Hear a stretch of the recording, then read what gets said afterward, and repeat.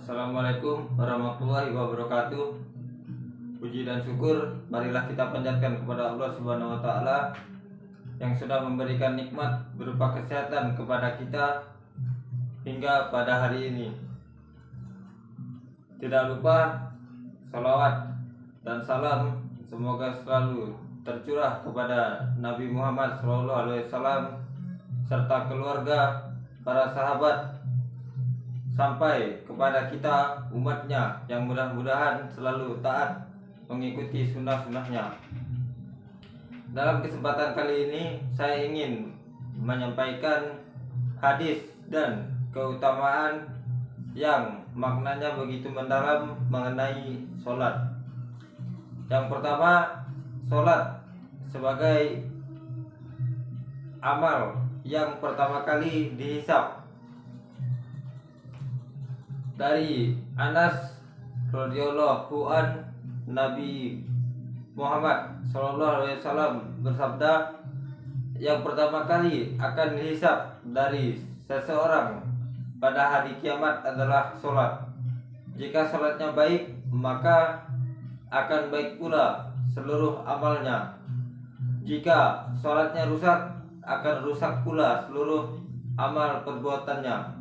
Dalam riwayat yang lain disebutkan, yang pertama kali ditanyakan kepada seorang hamba pada hari kiamat adalah perhatian kepada sholatnya. Jika sholatnya baik, dia akan baik dan beruntung. Dalam sebuah riwayat lain disebutkan dia akan berhasil.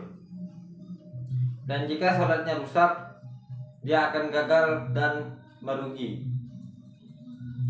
Kemudian yang kedua, sholat merupakan sebaik-baik amalan setelah dua kalimat syahadat.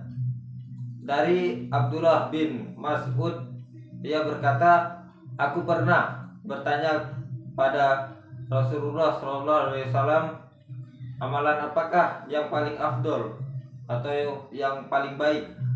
Nabi menjawab, salawat pada waktunya. Lalu aku bertanya lagi, terus apa? Berbakti kepada orang tua. Jawab Nabi SAW, lalu apa lagi? Aku bertanya kembali, jihad di jalan Allah. Jawab Nabi Muhammad SAW.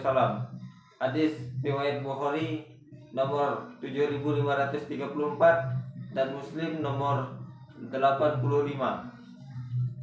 Selain itu, dari Abdullah bin Umar radhiyallahu anhuma, Rasulullah SAW bersabda yang artinya Islam dibangun atas 5 perkara, yaitu 1.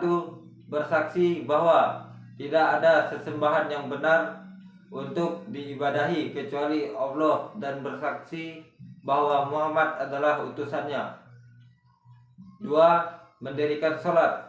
Yang ketiga, menunaikan zakat. Yang keempat, naik haji ke Baitullah bagi yang mampu. Kemudian yang kelima, berpuasa di bulan Ramadan. Hadis riwayat Bukhari nomor 8 dan Muslim nomor 16. Kemudian yang ketiga, sholat adalah tiang agama. Nabi Muhammad SAW bersabda, sholat adalah tiang agama. Barang siapa mendirikannya, maka sungguh ia telah menegakkan agama Islam itu. Dan barang siapa yang meninggalkan sholat, maka sungguh ia telah merobohkan agama Islam. Islam jika itu diibaratkan sebagai sebuah bangunan yang tentu harus memiliki tiang penyangga atau fondasi. Fondasi di sini dimaksudkan agar bangunan itu kokoh, kuat dan tidak roboh. Begitu pula dengan Islam. Dalam hadis di atas dikemukakan bahwa penyangga atau penopang agama Islam ini adalah sholat. Seorang muslim yang selalu mendirikan sholat 5 waktu, apalagi jika berjamaah, maka ia tengah menguatkan kekokohan agama Islam. Kemudian yang keempat, sholat merupakan obat hati. Hadis sholat selanjutnya mengenai sholat sebagai obat hati atau pelipur lara. Sholat dapat mendatangkan kebahagiaan, kesenangan, dan kesempurnaan baik di dunia maupun akhirat. Maka dari itu, mendirikan sholat bisa mendatangkan kenyamanan.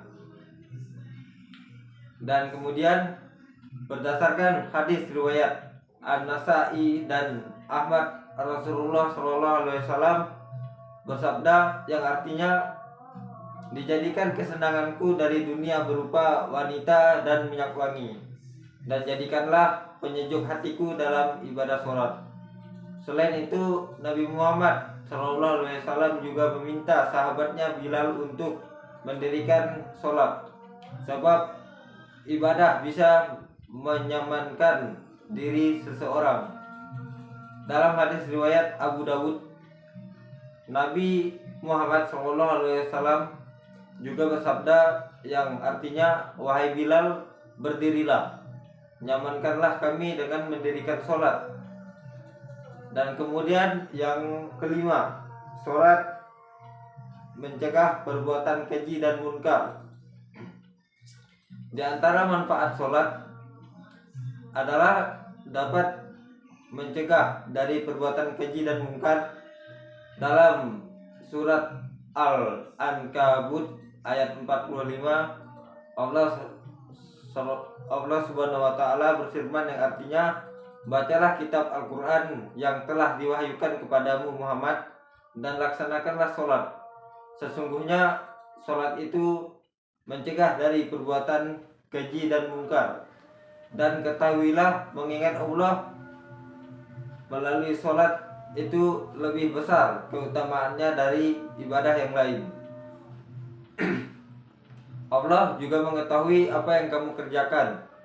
Ingat bahwa firman Allah yang benar dan janjinya itu pasti, yaitu sholat, dan memang bisa mencegah kita dari perbuatan keji dan mungkar. Kemudian yang keenam, kebaikan yang banyak. Keutamaan sholat dapat memberikan kebaikan yang banyak bagi umat muslim. Berdasarkan hadis riwayat Ahmad, Abdullah bin Umar radhiyallahu anhuma, Nabi Muhammad SAW mengingatkan tentang sholat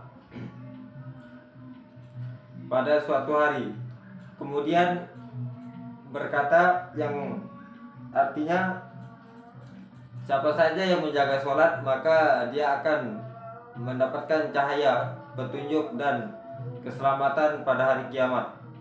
Sedangkan siapa saja yang tidak menjaga sholat, dia tidak akan mendapatkan cahaya, petunjuk, dan keselamatan. Dan pada hari kiamat nanti dia akan dikumpulkan bersama Qarun, Fir'aun, Haman, dan Ubay bin Khalaf. Kemudian yang ketujuh, sholat 5 waktu menghapus dosa. Dari Abu Hurairah, Rasulullah SAW bersabda, di antara sholat yang 5 waktu, di antaranya Jumat yang satu dan Jumat lainnya, di antara Ramadan yang satu dan Ramadan lainnya, itu akan menghapus dosa di antara keduanya selama seseorang menjauhi dosa-dosa besar. Hadis riwayat Muslim nomor 233. Kemudian yang kedelapan, sholat penggugur dosa kecil. Hadis tentang sholat yang terakhir berkaitan dengan penghapus dosa. Selain dapat membuat hati nyaman, kemudian melaksanakan sholat bisa membersihkan tubuh dari dosa, membuat hati nyaman. Kemudian berdasarkan hadis riwayat Bukhari, diriwayatkan dari Abu Hurairah radhiyallahu anhu, beliau mendengar Rasulullah SAW bersabda, yang artinya, bagaimana pendapatmu jika di depan pintu rumahmu ada sungai, lalu engkau mandi sehari 5 kali, apakah tersisa kotoran di badannya? Para sahabat menjawab, tidak akan ada kotoran sedikit pun di badannya. Rasulullah SAW pun bersabda, itu adalah permisalan bentuk sholat 5 waktu.